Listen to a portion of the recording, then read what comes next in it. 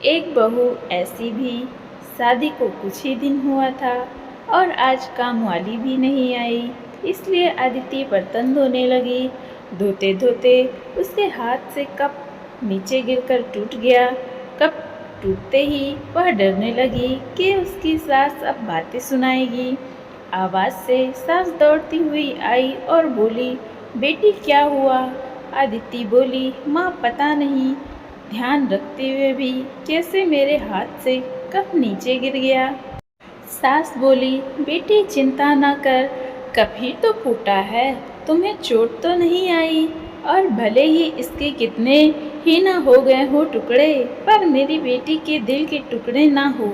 मेरी बहू से महंगा है क्या यह कप? और हाँ, तुझे अभी यह सब करने की क्या ज़रूरत है? मेहंदी भी नहीं उतरी अभी तेरे हाथों से। अभी तुम मेरे बेटे के साथ ज़्यादा से ज़्यादा समय बिताओ और एक दूसरे को समझो। सास ने अपनी बेटी को बुलाया और कहा, ज्योति इधर आकर अपनी भाभी का ख्याल रखो, अभी इस घर में नई नई आई है। ज्योति ने कहा, हाँ माँ। सास फिर बहू से बोली, शुरू में तुम मुझे अपनी माँ ही समझना, मुझे भी तुम्हारा दिल जीतना है, सास बनकर नहीं, माँ बनकर। देखते देखते अदिति के आंखों में खुशी के आंसू आ गए। छल छला गई उसकी आंखें और सास के पैरों में गिरकर बोली, मैंने एक माँ छोड़ी तो दूसरी नई माँ पाई, बल्कि आप मेरे माँ से भी ज़्यादा ममता रखते हो मेरे लिए। यदि घर में यह कप टूट जाता तो माँ भी दो बात कहे बिना नहीं रहती। रात को आदित्य की नींद ही उड़ गई। रह रह कर शाम की घटना याद आ रही थी। सास के बारे में उसकी जो सोच थी, उसकी विपरीत सास का व्यवहार पाया। उसका भी कसूर नहीं था ऐसा सोचना, क्योंकि उसने लोगों के मुंह से बुरी सास के बारे में ही सुना था। अदिति अपने अतीत में खो गई। उसने फिर याद आया कि कुछ साल पहले उसके लौते एक भाई की शादी हुई थी। मेहंदी का रंग उतरने से पहले ही माँ ने भाभी पर काम की पूरी जिम्मेदारी डाल दी थी और अपने ही नियम कानून के हिसाब से भाभी को चलने के लिए मजबूर कर दिया। माँ ने भाभी को घर से एडजस्ट होने में ज़रा भी वक्त नहीं दिया। भैया भाभी को बाहर ले जाते तो माँ का मुंह फूल जाता और बोलते ही हर समय, भाभी को साथ ले जाने की क्या ज़रूरत है। कभी भी भाभी को खुली हंसी हंसते नहीं देखा।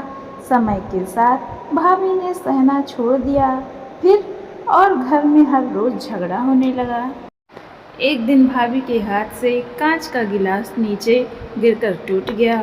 माँ चिल्लाने लगी, कितना कीमती गिलास तोड़ दिया। किसी न किसी बात पर वह भाभी पर चिल्लाती। भाभी भी गुस्से से बोल देती थी कि माँ मैं तो बैठी खाली रहती हूँ, आप तो खड़ी खड़ी खाते हैं। जब से आई हूँ तब से रोज़ दो चार गालियाँ खोटी खोटी सुना दो, तब तक आपको चैन ही नहीं मिलता। कभी मेरे माँ बाप को तो कभी मेरे बाप को, हमेशा मेरी माई वाली को कोसती रहती हो। ऐसे ही माँ और भाभी एक दूसरे से के साथ बहस करती रहती थी। अदिति ने घर के अलावा और भी कई जगह पर सास बहू के झगड़े सुनते सुनते वह डर गई थी, इसीलिए शादी से कतराने लगी। मगर माँ बाप के कारण ही उसे शादी करनी पड़ी और अनजान भय को लेकर ससुराल आ गई। पर आज की घटना से उसकी सोच बदल गई कि सब सास और बहू एक जैसी नहीं होती। नींद ना आने की वजह से उसने सोचा कि चलो थोड़ी देर माँ से बात कर लूँ। माँ ने इतनी रात को उसे फ़ोन करते देख कहा, बेटी सब कुछ ठीक है ना? कहीं तुम्हारे पति से या सास से झगड़ा तो नहीं हो गया? अदिति बोली, नहीं माँ, ऐसा कुछ नहीं है। मालूम है माँ, आज मेरे हाथ से कांच का गिलास नीचे गिर गया, तभी सास आ गई। मेरे आगे बोलते ही मेरे सास ने बोलना शुरू कर दिया। बेटा फिर तेरे सास के चिल्लाने पर तूने अच्छा सा जवाब दे दिया? हाँ बेटा, कभी भी दबकर नहीं रहना, तुम एक पढ़ी लिखी अच्छी लड़की हो, तुम में कोई कमी नहीं है, इसलिए कभी भी सुनना मत।